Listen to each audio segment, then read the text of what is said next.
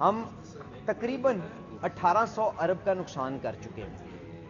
جو اس کے اندر گردشی قرضے کی شکل کے اندر موجود ہے۔ اس کا مطلب کیا ہے؟ اس کا مطلب یہ ہے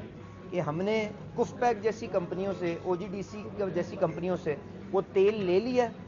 ہم استعمال کر چکے ہیں اور اس کے پیسے اب نہیں دے رہے ہیں، ٹھیک ہے جی۔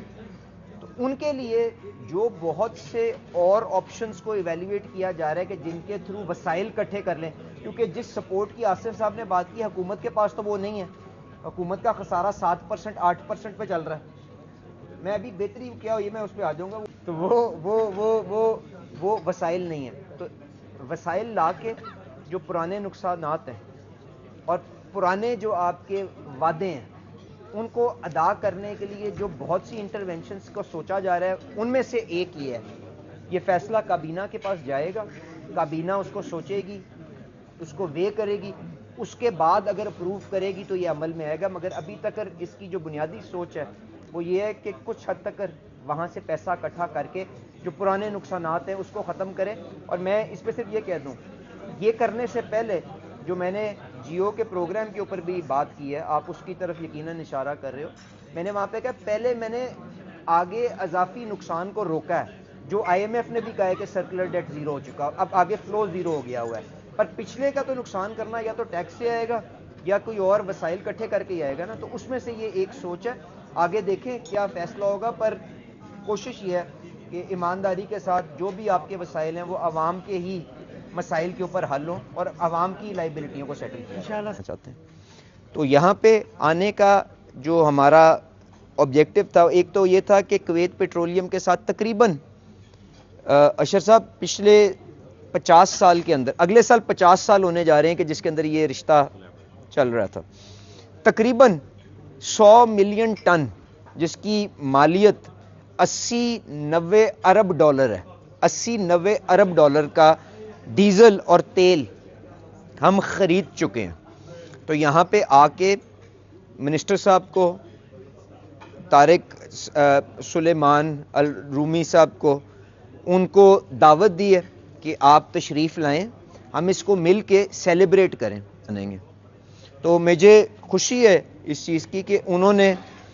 دعوت بھی قبول کی، بلکہ ان کے ساتھ ساتھ جو کے پی سی کے جو سی ای او شیخ نواف